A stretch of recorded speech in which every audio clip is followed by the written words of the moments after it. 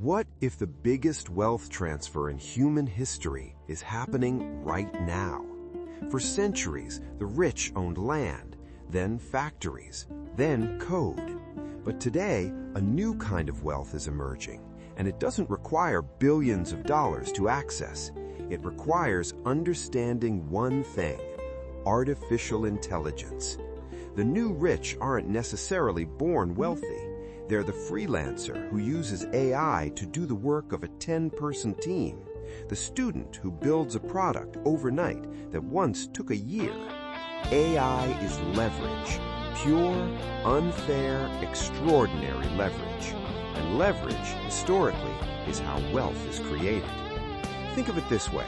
Our panda friend here used to spend 12 hours writing reports.